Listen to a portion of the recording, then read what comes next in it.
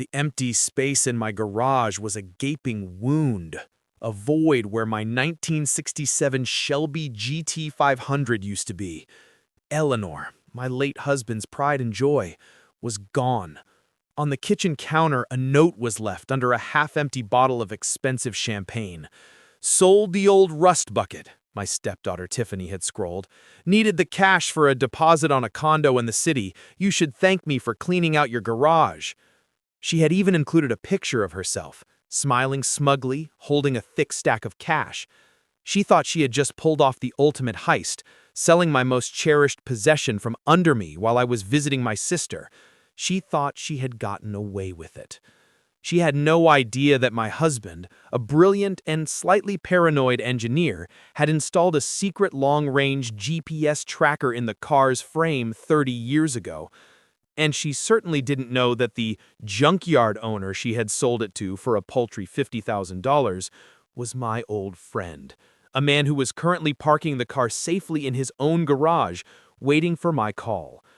My husband, David, had spent a decade restoring Eleanor to her former glory. It wasn't just a car, it was a rolling piece of art, a vessel of our shared memories. After he passed, it was the one thing I had left that truly felt like him. Tiffany, my stepdaughter, never understood. She was a product of a different world, one of instant gratification and disposable luxury. She saw the car not as a legacy, but as a pile of old metal taking up space she could use for her Peloton.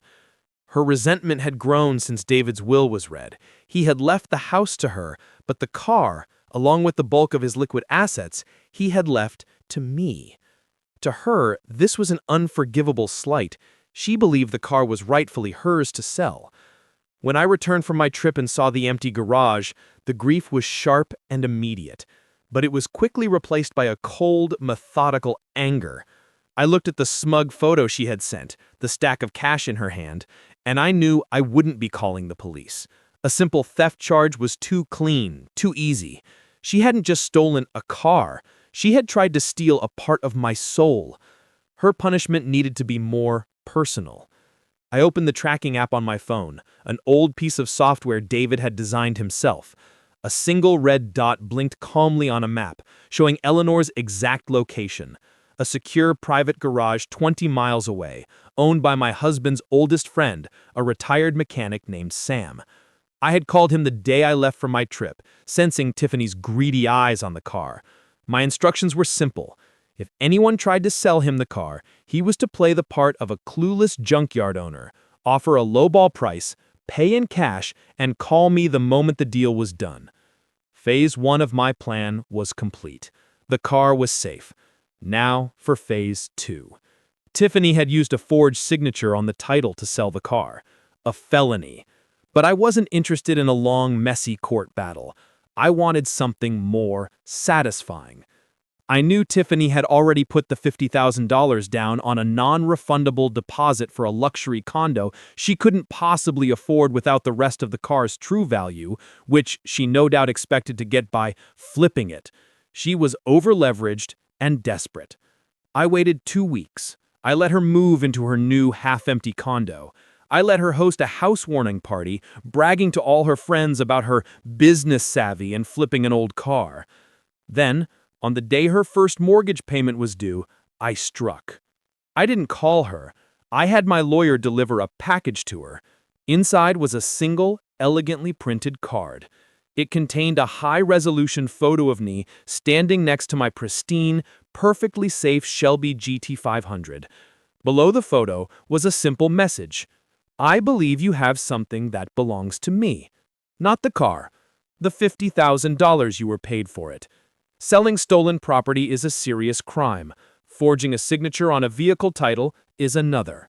I have video evidence of the transaction and a sworn affidavit from the junkyard owner. I am not interested in pressing charges. I am, however, interested in being repaid. You have 24 hours to wire the full amount to my account. If you fail to do so, this entire file will be forwarded to the district attorney. I do hope you enjoy your new condo. The fallout was immediate. Her panicked, tearful call came within minutes. She begged, she pleaded, she threatened. She didn't have the money. It was already gone, sunk into the condo. That sounds like a you problem, not a me problem, I said calmly, and hung up. She was trapped. She couldn't make the mortgage payment, and she couldn't give me back the money. She was forced to default on her loan, losing her massive deposit and ruining her credit for years to come. She was evicted from the dream condo she had stolen to acquire, a public, humiliating failure in front of all the friends she had tried so hard to impress. A month later, I was driving Eleanor down the coast, the engine rumbling, the sun on my face. My husband had taught me that the best machines have a fail-safe. It turns out the best plans do too. Tiffany thought she could outsmart me, but she was a flashy new model with no substance, while I, like my car, was a classic, built to last, and full of secrets under the hood.